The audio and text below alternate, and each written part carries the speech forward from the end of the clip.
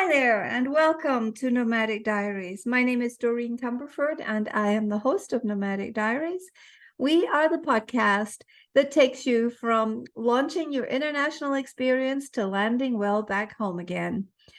We speak to expats, digital nomads, repats, and communities in the globally mobile lane. We welcome your listening today, and this little mini podcast is on the subject of reflection and reunions.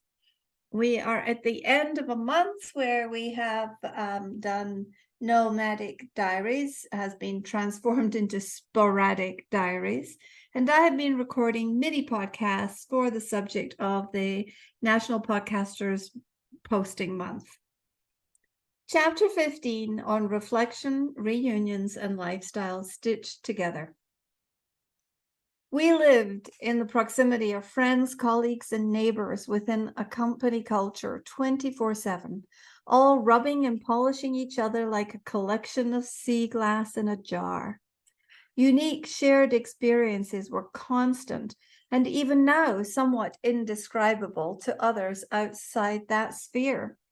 We were a diverse, interconnected, and purposeful community created to discover natural resources and then deliver them to the globe. From the moment we arrived at the rough and tumble Dhahran airport and were met by one of John's colleagues, until 15 years later, when our neighbors across the street poured us into the taxi, waving us a gay goodbye for that final exit-only journey, we had the benefit of a loving, supportive, and tight-knit community. It was a lifestyle full of structure. Returning home after years overseas can feel like moving into a vacuum, almost that sense of circling space inside a spaceship, disconnected from normal life. Extraordinary experiences are marvelous in the moment, but there is a lasting price to pay. Forever, there is the possibility that they set you apart in regular, everyday life. Is it any wonder then that so many of us who've been abroad with Aramco spend time, money, and attention on maintaining our Aramco family connections? Reunions of all sorts are planned around the globe, from Austin, Texas to Karachi, Pakistan. In a recent survey, Aramco retirees expressed their desire for connection. The Arabic tradition of tribe was emphasized and lived out so well in the kingdom that we still consider ourselves part of another tribe, an Aramco tribe. We have moved to the far-flung corners of the globe, yet friendships flourish over decades and across continents. Structure is provided now through platforms like Facebook, the Aramco expats website, and by the company's support of official reunions.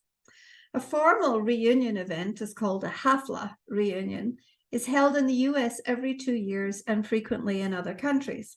Official reunions have been held in Kingdom, as discussed in earlier chapters. We were fortunate enough to return in 2015 for one of these. The event program read like a week-long party, which is exactly what Hafla means in Arabic. Trips were available to Sheba, a 1 million barrel a day oil and gas production facility, the most remote of its kind, deep in the Rub Akali Desert, and to Medina and Salah, a UNESCO World Heritage Site, both on the company plane. Returning to touch the physical mystery of the desert made me feel as if my life back then was much more magical or mystical than life in the West. However, that was probably an illusion, since the day-in, day-out reality was not always full of novelty. Until 2019, entering the Kingdom of Saudi Arabia has been a privilege granted to a select few. Leaving the kingdom meant for almost everyone that they will never return to their once-upon-a-time home. To re-enter and rediscover life there was like clambering through a keyhole in time, space, and culture. I felt a sense of magic like Alice in the Looking Glass.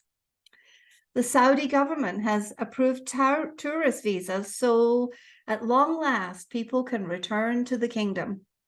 The sense of isolation and separation from a childhood spent there or from decades of many lives lived there could now be healed. I guessed once more. Entering the kingdom from Bahrain for the reunion meant driving across King Fahd Causeway. Getting fingerprinted at the immigration booth was another first, as I had always just sailed through the booths with the Saudi visa intact in my passport. At the gate to the compound, we were met by a very organized Aramco reunion committee person who gave us our bags of swag, detailed programs, and something to drink. It was a very dull, overcast day in March with a bit of humidity in the air. The familiar compound seemed somehow flat and shabbier than I had remembered. A friend had offered her home as a residence, and her husband, Rick, was the perfect host, lending us his older car and making our visit seamless. Yes, just as if we had never left. My heart was touched driving past our old homes. The first house on Nomad Trail was just as we had left it in 2008, but the second on Lime Tree Circle looked sad and dilapidated. The driveway patios and windows were encrusted with sand, and it looked like the lovely yard we had enjoyed hadn't seen a gardener in 5 years. A misshapen eucalyptus continued to hold down the fort in the far corner, but I found very few promptings or memories of the green, grassy oasis that we called home for 5 years. Once more, we were reminded that it's the people in our lives who make the difference. My biggest joy was watching people's face light up when they saw us. Many wondered why they hadn't seen us around for a while. Well, it had been more than 4 years since we left. The commissary complex had been expanded and extended. While visiting the new supermarket, we ran into one of John's colleagues, someone he barely knew or remembered. John found himself enfolded in the arms of this huge Saudi fellow with the traditional kisses on both cheeks. He enjoyed so many individual reunions with colleagues, both Western and Saudi. All joy-filled and boisterous moments with much backslapping. I was struck by the smiles of the Saudi people on this trip. While living there, I was conscious that these people had a natural reserve of pure spirited joy that rose up like a fountain when you interacted with them.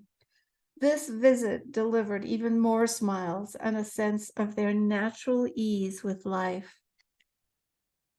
Benny had been our gardener and then our houseboy for about 12 years.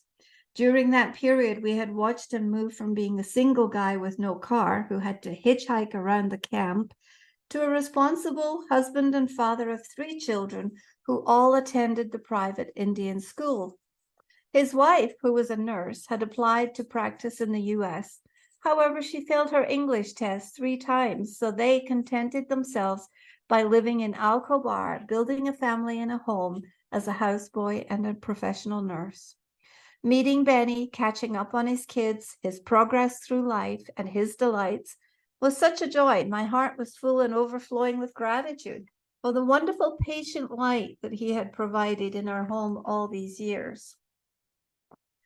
We went out to the hobby farm and found our first horse, a flea-bitten gray Anglo-Arab with distinctive habits and mannerisms. Shebu, his name is based upon a funny Arabic cartoon about a quirky old man. He stood quietly grazing in his stall. Everything seemed so normal with him.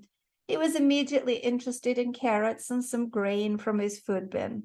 He nuzzled up to both of us, and as a bunch of cellular memories flooded my body with dopamine, I felt like I had finally arrived back home. Being around Shebu and the horses had always instigated an experience of well-being. I was aware of a great internal healing as I wrapped my arms around his neck and held him. We had purchased Shebu for Lindsay when she was in 4th grade. 14 years later, here he was. 3 months after the reunion, Shebu passed away naturally. We believe he was by then between 23 and 26 years of age. That was a seminal moment for us, like a thread of love to an old life that had been cut. Our groom, Liaquat, had become the senior statesman of the hobby farm.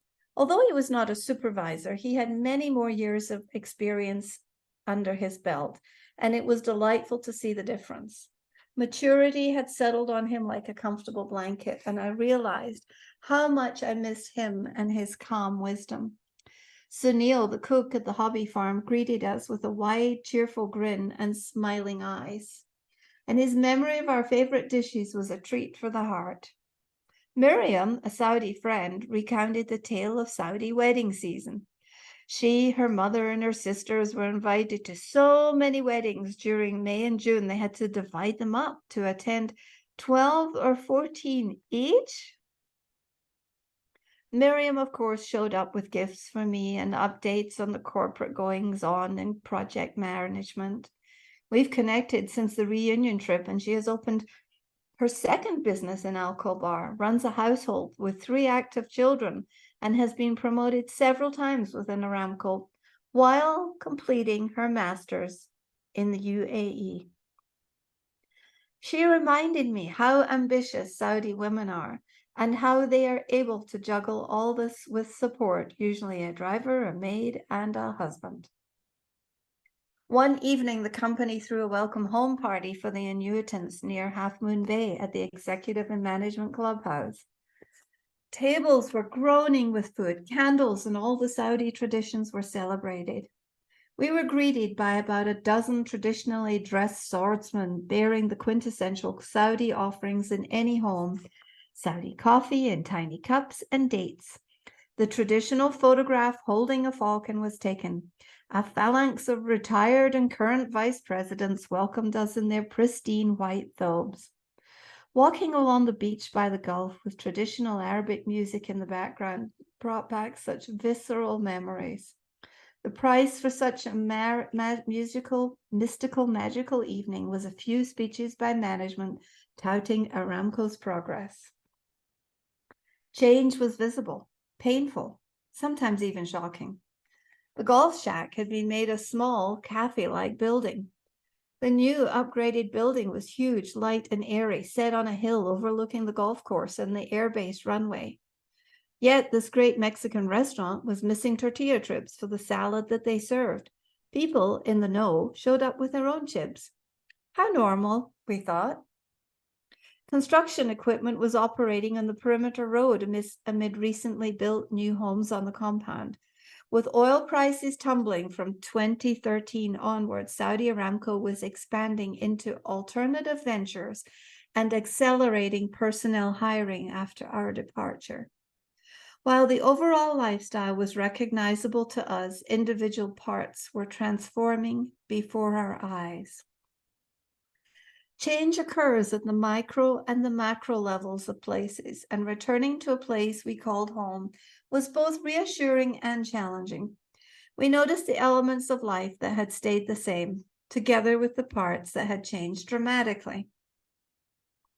A changed perspective. Although it is now very natural and easy for me to feel at home almost anywhere, the commitment required to live in one place and to settle is clearly not something I have acquired. Home is never the ground, the soil, nor the habitat, except when I'm in Scotland. Being the other has become my natural habitat. Living in Saudi Arabia was transformational for me. While it taught me some of the toughest lessons, it also carried wonderful moments again and again. The end of the Arabian journey did not mean the end of life, since the metamorphosis after exit only has helped me become more active and to continue traveling and to lead a more expansive and diverse life. A life I never would have dreamed of 30 years ago. The biggest discovery? I prefer and actually seek out the multicultural lane. Ideas and creativity naturally seem to percolate within a cross-cultured or interfaith community. I also identify with, and indeed I even long for, the grace that resides within the heart of diversity. Perhaps a strong dose of heart is required for all peoples to get along. The feeling of a mini United Nations living inside a corporate cultural bubble forever permeates my mind and my heart. Living in a state of wonder is not only useful, but necessary for a more adventurous life. Departure frequently presents itself as a closed door, but once we walk across that threshold, a new vista or vision is open to us. Other choices and possibilities come clearly into view. As foreigners, we were on display in a sense. This challenged us to be more graceful, more tolerant, and more positive, to rise to heights I previously could never have imagined. I believe the gift is in bottling these gifts, or golden nuggets, and effectively sharing them in the next journey. International living surely offers an exceptional opportunity to become culturally mindful and intelligent. What values would we practice if we set a solid intention to simply live in peace and walk each other home? In the meantime, we can walk with each other, witness each other's struggles and successes, and launch each other into new ways of being. Upon returning in 2015, I reframed my time spent in Arabia. There is a saying, it's hard to see the picture when you're the frame. Forever, I'm grateful for the pioneering spirit of the expatriate women who went first to Saudi Arabia. Those women who made greater sacrifices, faced greater adventures, and paved a path for us contemporary women. Blessed be and thanks to every single one of them. So that was my reflection and my contemplations at the end of the book, Life in the Camel Lane. And I do think that there is so much value in reflecting. And reflection is a very, very keen and necessary process. And as we take on these big goals and dreams, and we move from country to country, and we gather experiences and cultural diversity and a greater sense of how to create the world the way we'd like to see it, there are other steps beyond that. And so it's important to do the reflecting, but then it's important to take the next step after the reflection. So my last and final podcast in NAPAD will be on the subject of personal growth, reflecting, learning, and moving forward. Thank you for listening. If you would please like, share, subscribe, or comment on the podcast, that would be so muchly appreciated. Thank you for your time. I would like to say Mar Salama, Sayonara, and hasta luego. This is Doreen from Nomadic Diaries.